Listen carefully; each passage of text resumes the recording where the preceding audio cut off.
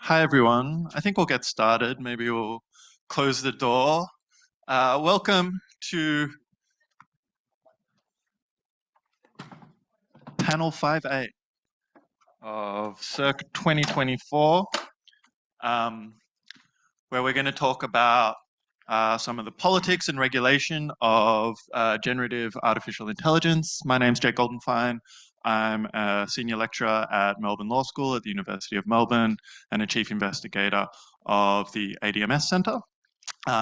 Thanks so much to Hai Ching and to all the other organizers and to everyone who's made the trip here today. It's been such a fascinating event so far. I've definitely been learning a lot, and I'm hoping to learn more in this session where we're going to cover things like the political economy of these new range of AI technologies, the kinds of commercial arrangements that are structuring the inputs into these systems, as well as the mechanisms around the formation of AI regulations in terms of the valuing of expertise and other kinds of inputs. I don't want to talk too long.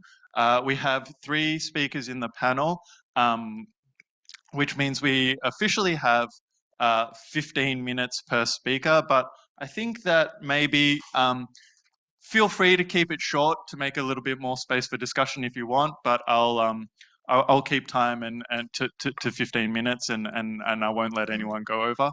But we're going to start our presentations with our one online presenter. So Igor, if you can hear me, unmute yourself and share your screen if you've got slides to share. And I'll allow you to introduce yourself, and please go ahead. Thanks very much. Thank you. Can you see my screen? Oh, yeah. So hi, everyone. My name is Igor Szpotakowski. I'm currently a Deputy Governor of Law and Futures Research Group at Newcastle University, and I'm incoming lecturer, assistant professor at University of Leeds. And my topic, what I would like to present today is pre-market licensing and private ordering. So the ways to regulate generative AI in China as a possible mutual learning for other countries, for other jurisdictions, and showing how it is possible to use regulation to, in some ways, control technology, which because of some problems as a black box problem and complexity of it, sometimes it's argued around the world, it's like really difficult to regulate it. So starting as a short introduction, I would like to start with the concept of digital sovereignty. So the idea that the state has a control over digital sphere, the internet within the one jurisdiction. And China is quite advanced in this area. And there are 2 fundamental myths of the early days of digital era which were challenged. So first, that the governments cannot exercise control over the internet. And the second one is that the internet is inherently global and immune to regionalization. And we can also put those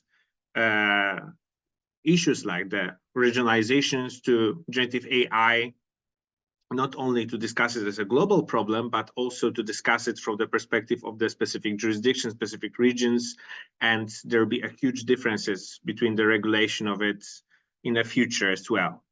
So what I mean regarding the private ordering or self-regulation. So self-regulation is a private set of norms developed usually by the companies in the particular sector without involvement of the public sector. So terms and conditions, privacy policies, guidelines, those are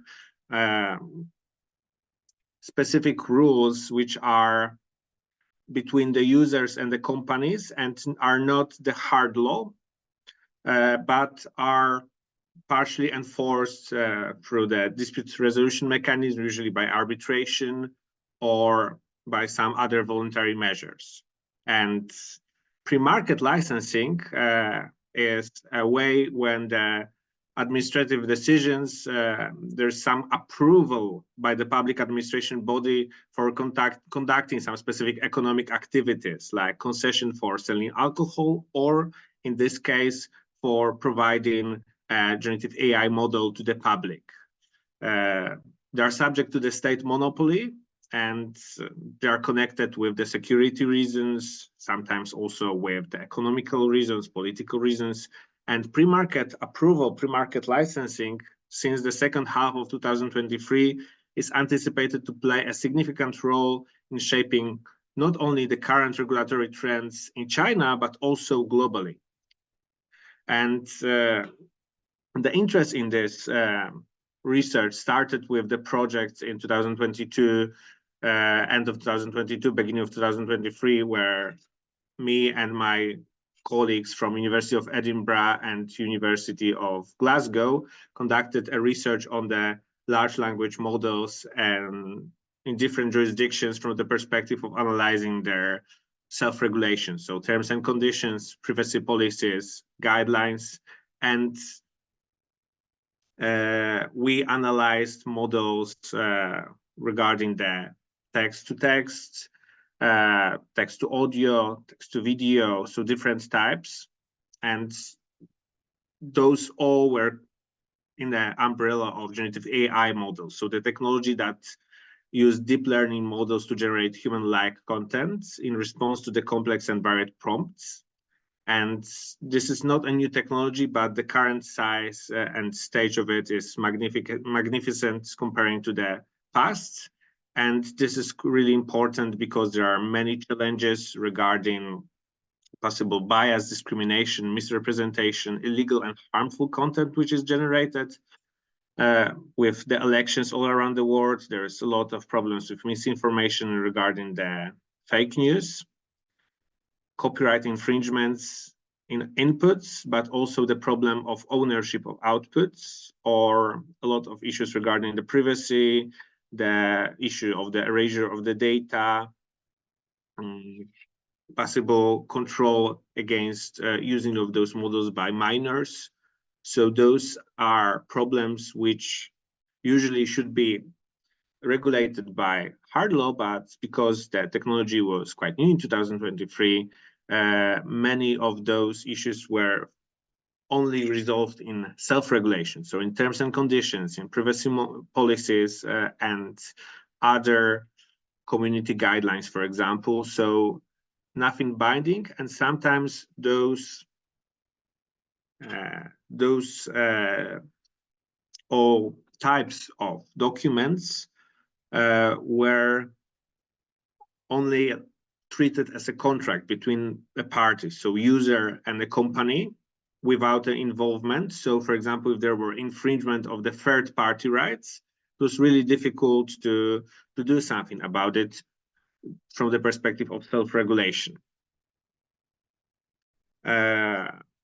The early takeaways of our project regarding the self-regulation was a huge amount of boilerplate clause, which were not appropriate for those kind of services which were provided, for example, text-to-audio or text-to-video models. They have like really simple terms and conditions which were not protecting users at all. And basically there was like tendency to cede all the liability on the users. And they try to treat those models, especially in the United States, to be as a neutral intermediary, not a service provider. And China, with the measures of the administration of generative artificial intelligence service, take a huge step forward to regulate this Wild West or Wild East, because it provided an initial system of regulations which were needed, because if we have only self-regulation, this will be not enough, because all of the liability, all the risk will be on the users. And it was, and it is still the case in many jurisdictions. And China, with generative AI services, the interim measures, decided to take a step forward and build a bigger system. Of course, it was not the first administrative regulations connected to it, because we have earlier the algorithmic recommendations in Internet Information Services, and also the provisions on deep synthesis, so regarding deepfakes, and they're all create a more coherent system to control different services. But what is really important here is that it places quite a lot of responsibilities on generative AI service providers. So if we have self-regulation as, so the service providers are making rules and the law is too broad and too old to be able to react in that situation. That was a problem in the many countries in the US, in UK, European Union. And here we have a lot of responsibilities on service providers regarding the labeling standards, regarding the tagging, data protections protocols, and safeguarding user rights. And there are general principles how the regulator, so the Cyberspace Administration of China, should control it on the authenticity, accuracy, objectivity, and diversity. And those measures were connected with all types of generative AI services so far. So text, pictures, audio, and video content, which is generated. But the key point of those regulations was a pre-market licensing. So the idea that before starting testing this model to the public, offering to the public, you need to obtain a license to operate in the country. A result of those interim measures were that hundreds of foreign models were removed from the Apple App Store and similar platforms. So basically coming back to the idea of digital sovereignty and maybe also regulatory mercantilism. So using law, using pre-market licensing, it's possible to restrict your market from the foreign influences, at least initially, to be able to regain control over the services and to be able to make them harmonized and friendly to the users, and in case of China, also predictable for a state from the political perspective. So there was a first batch of approved large language models in August 2023. It was only 11 of them, all were domestic models, so Chinese companies. But now from April 2024, there's now 117 generative AI models which are approved on the list. Still, most of them are domestic. Some have the foreign investment element, but the market is quite restricted to all the foreign companies, especially the large one like Google, like OpenAI.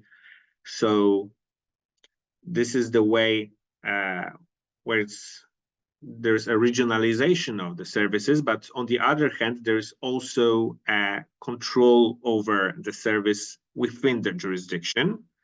And similar measures regarding the at least high-risk AI systems are anticipated in the AI Act to have the pre-market assessments and also quality management system for those. But in case of China, all models are within the scope of the regulation, not only the high risk regarding the pre-market approval, which is a huge difference, but on the other hand is a really interesting tool to minimize those risks of the technological developments which we have right now.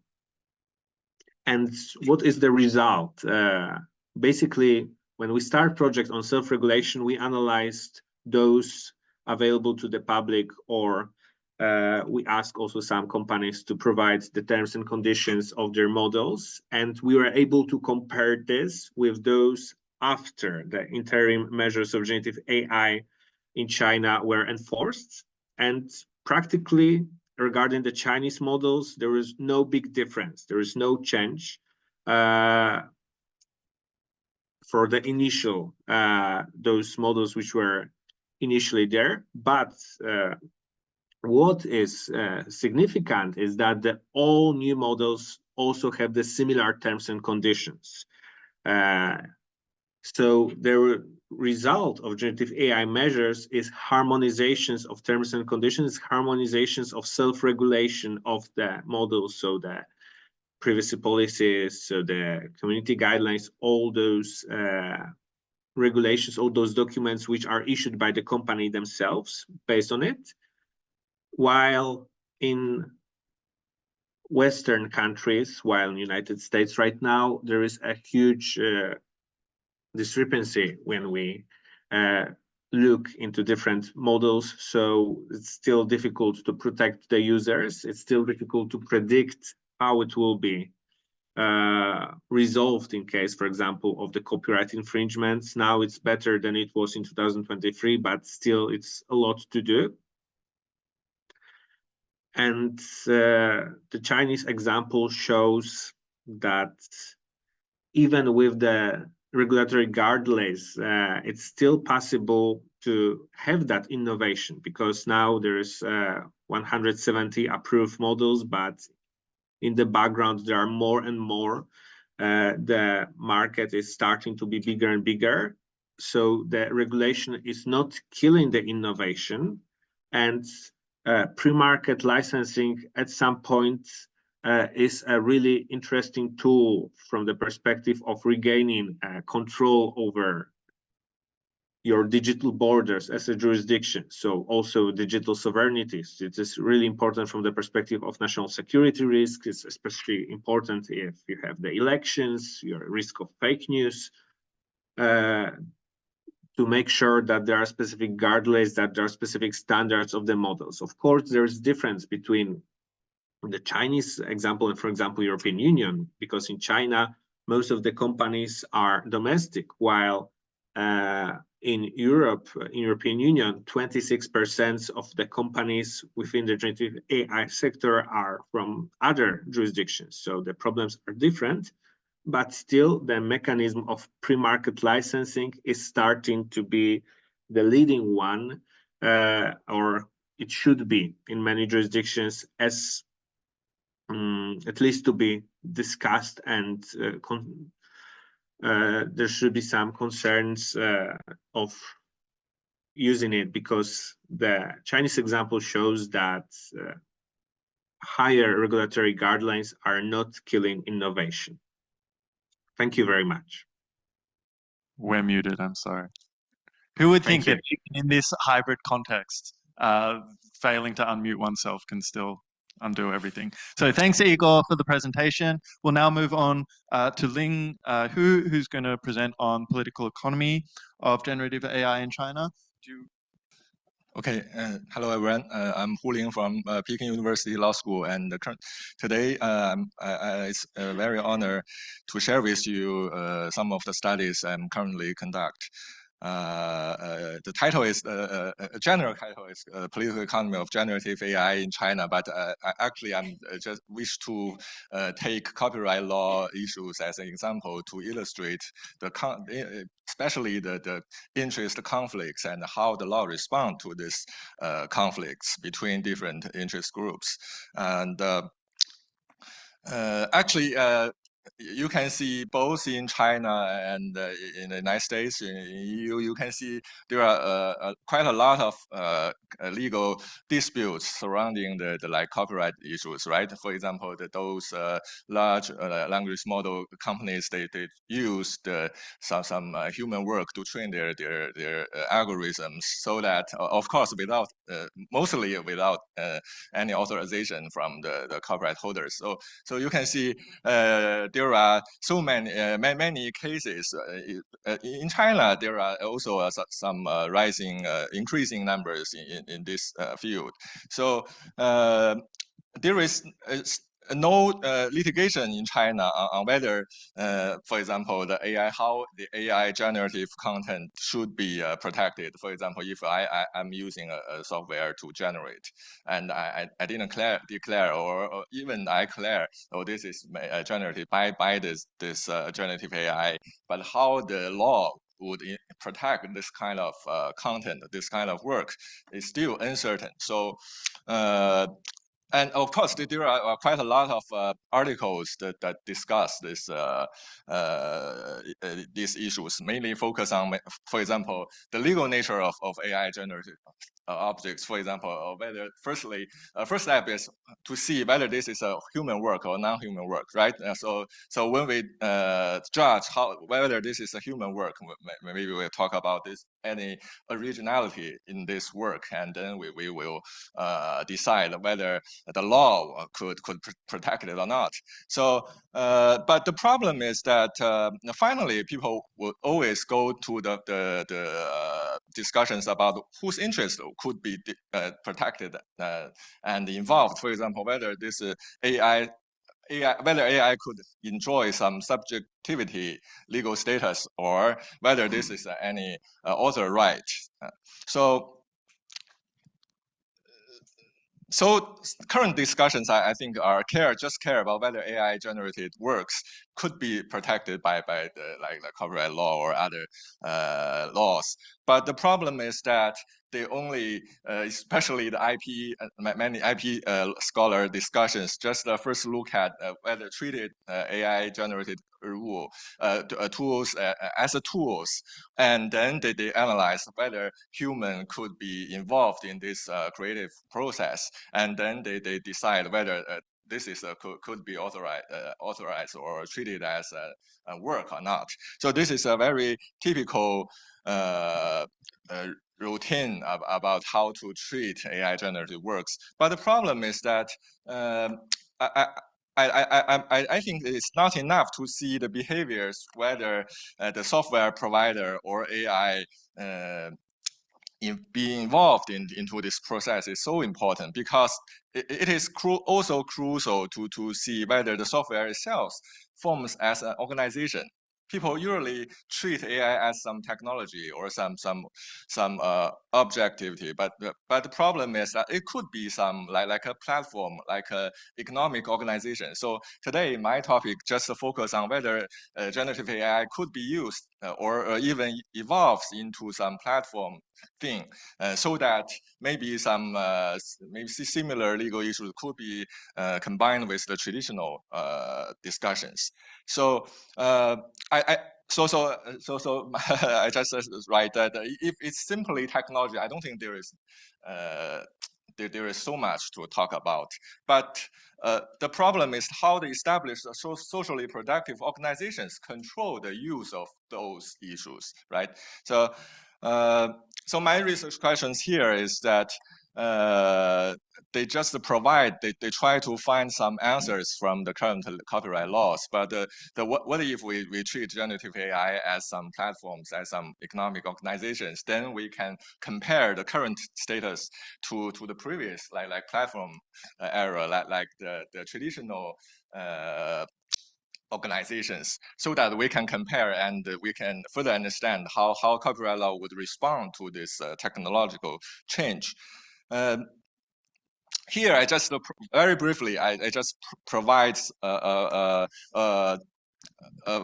tiny framework to understand how the traditional organizations work. For example, in society, we see there are many productive organizations. They employ people, right? And they hire people, and they treat it as some employees. And also they wish that their employees to work and for knowledge or produce knowledge, so that we can see the two layers of what those like factory or those organizations work. They provide workers with, of course, firstly they organize workers, and then they provide workers with some knowledge-based production tools. So, for example, they learn from each other, they train each other, and then they get knowledge from maybe even larger comments from society, right? So this is the traditional framework for how those organizations work. And based on this framework, we can see, based on Chinese experience, we, although very in a very short time, but we can see, I briefly just separate the past years into at least four stages. For example, before the reforms area, we can see in the planned economy, right? In the planned economy, there are so many units just organized by state, so that those state-owned units just organize all the people into as their employees, so that we can see the characteristic is strong organizational strength, but weak labor mobility. People cannot flow easily from one unit to another. And but at the same time, the creative support is so strong because the organization can provide you all kinds of resources that you can get access to. So that this is the of course this is the ideal type in the planned economy. And then we come to the market economy area.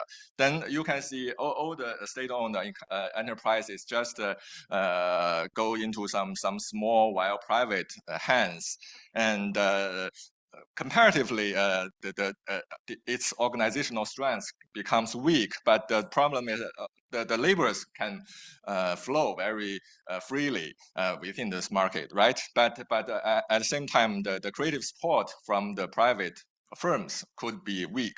And then we come to the internet era. We see the platform, right? The platform, everybody individually, they joined a platform, and the platform seems to provide some very strong creative support by means of infrastructures, right? The software, all these opportunities to produce and to show to many audience.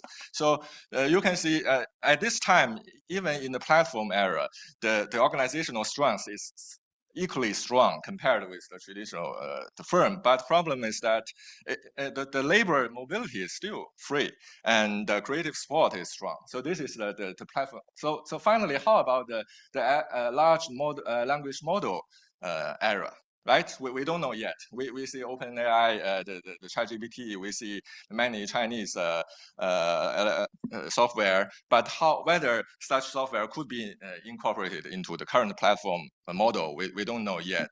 So, but my interest lies still in the whether the copyright law should respond to this change, right? We can see in both planned economy and in the platform economy, we see that it seems that the copyright law could become weak because people do not need copyright law to protect, because the organization itself, whether this is a planned economy unit or a platform itself, they just provide enough resources for them to they got the data traffic, they got all kinds of money from this within this organization, right? So it seems that the copyright law didn't work as in the market economy.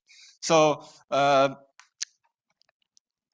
so we can see that it means that copyright law, the function of copyright law could have some social institutions or social standards to support its work, its function. And here we see that I just used whether the organizational labor strength is strong or not, or whether the knowledge organization is strong or not. Right? I just put that during the past 40 years in China, we can see whether in each era that whether the copyright law is needed or not by those producers. And then I just add two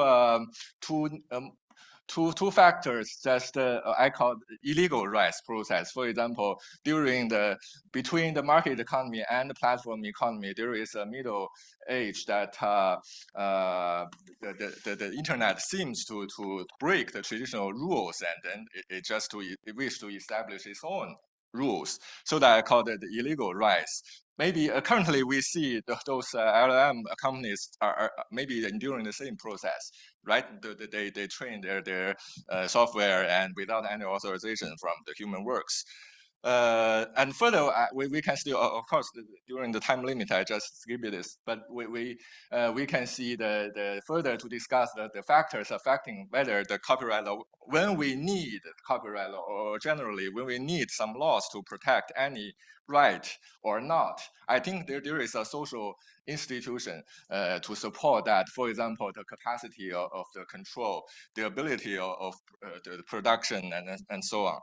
And So when we go back to generative AI, I think the current status quo is that in terms of aggregating knowledge resources, I think nowadays the generative AI can do the better, right? They search anything and they provide some useful knowledge from the common pools. But the problem is that it hasn't, as far as I see, that it hasn't do better to organize labor force. For example, whether people are using software and whether those activities could be used within a platform.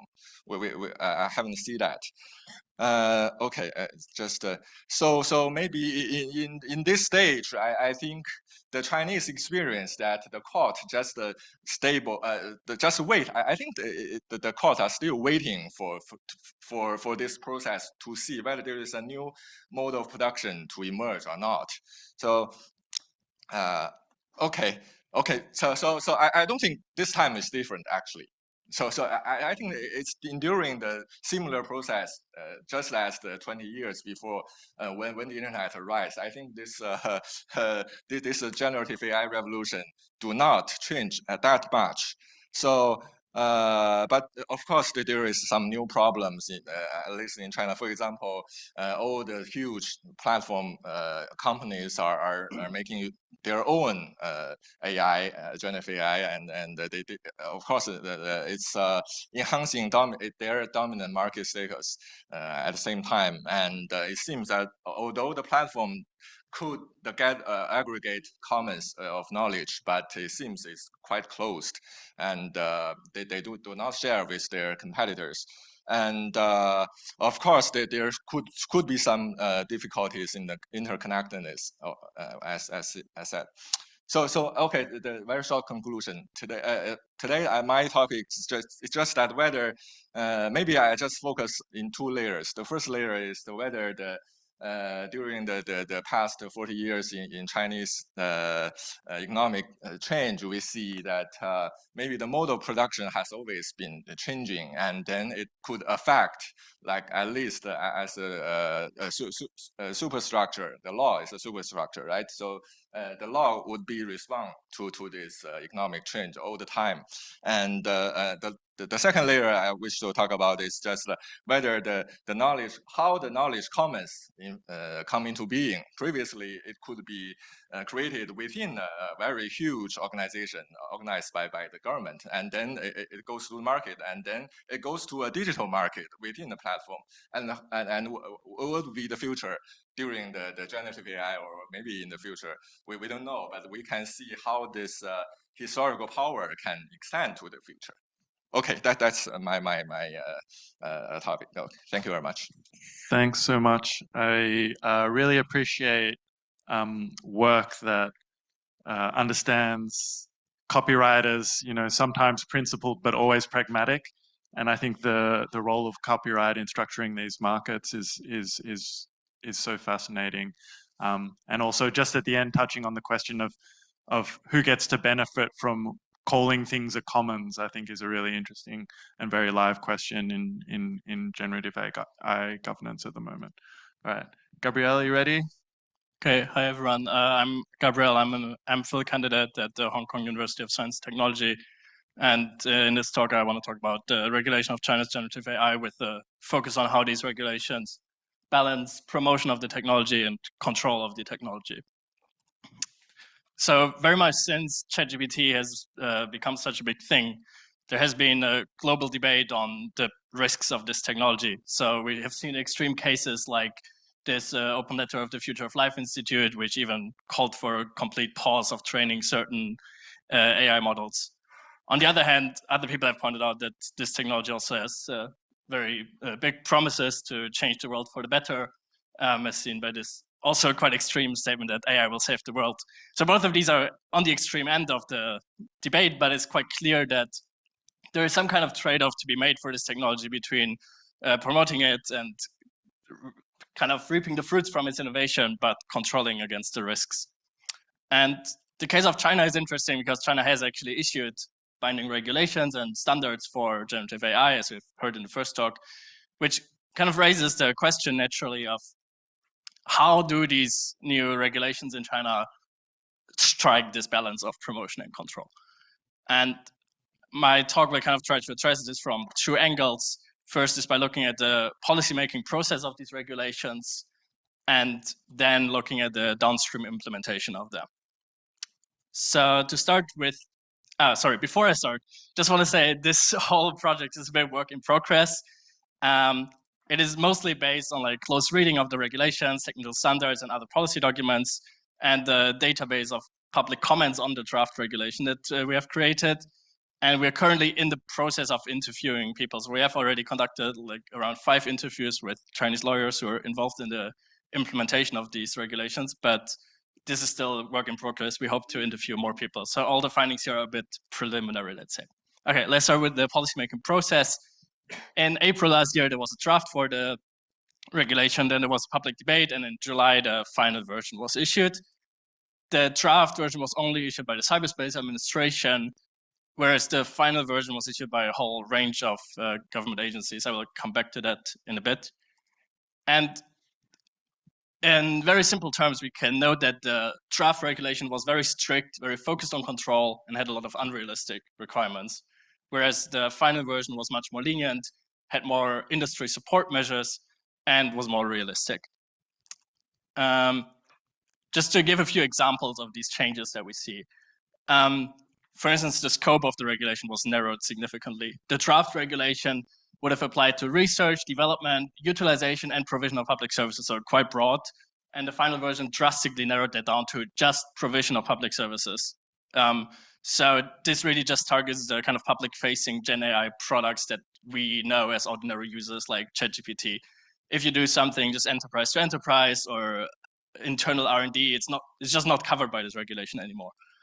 Then there were a couple of measures that were watered down a bit. So the draft had this clause that the content created by generative AI shall be true and accurate, which kind of everybody who has used ChatGPT once knows that that's kind of impossible to guarantee. And in the final version, this was watered down to much more generic, like employing effective measures to increase. So it's just much more vague language. We can see kind of the same for training data, which in the draft, you should be able to ensure the truth and accuracy and so on. And the final version, again, was a much more vague formulation of employing effective measures. And the draft did not have any specific measures on state support, whereas the final version has a whole chapter just dedicated to how the state should support the industry. I'll skip over these a little bit. Basically, in between the draft and the final version, what we saw was really quite a lively public debate, I would say, where different universities and think tanks were organizing all these panel discussions, and people were posting their suggestions online for what they think how this regulation should be changed. And for our research, we have created like a kind of database of as many of them as we could find publicly. And just to highlight like a few quotes, like the general vibe of a lot of these comments was just that the regulation was impractical and not in line with the nature of how this technology actually works, that is not feasible to demand that the output should be true or something like this. It's also interesting to just see who participates in this debate. Again, these are just a bit random quotes, but we see people from tech companies like Baidu, Tencent, we see academics like Shuke, and then also I think this one is quite interesting here. CAICT is a Chinese think tank, but it's actually part of the Ministry of Industry and Information Technology, which is one of the other government agencies that came on board for signing off on the final version, in addition to the Cyberspace Administration. So we can kind of see here how one government agency is criticizing the draft of the other, and at least to some extent, this debate even played out in public, so we can watch it. So the takeaway from this policymaking process, to bring back to the whole promotion or control debate, is quite clear that it started with a focus on control, but it became more focused on promotion. So it's clear that the regulation become more focused on promotion, but it's still a bit unclear what the net impact is, right? Just because we became more focused on promotion doesn't mean the net impact is actually that it promotes the industry. I would say this is a bit of an unresolved debate. So we have different scholars, like Angela Zhang says, actually this is like pro-positive now, and we have other scholars who think, no, this is actually in global comparison, this is still like the strictest regulation that exists. I think to like shed light on this a bit more, Why does this not work anymore? We have to look beyond the regulation itself and really look at how it's implemented now. And there's a lot to uncover here, but I will just focus on one thing, which is this algorithm registry, which is essentially what we also heard about in the first talk about the licensing regime. And this is really at the core of how the regulation is enforced, because you have to register your model with the Cyberspace Administration.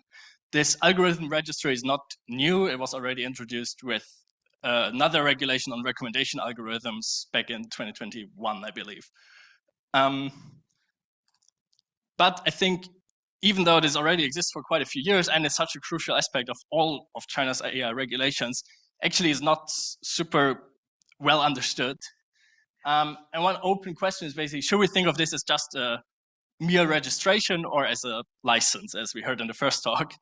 And there are like pretty conflicting views on this if you read the literature. So Angela Zhang, for instance, observed that many AI firms are now mainly required to register the security assessments filings with local offices instead of obtaining a license beforehand.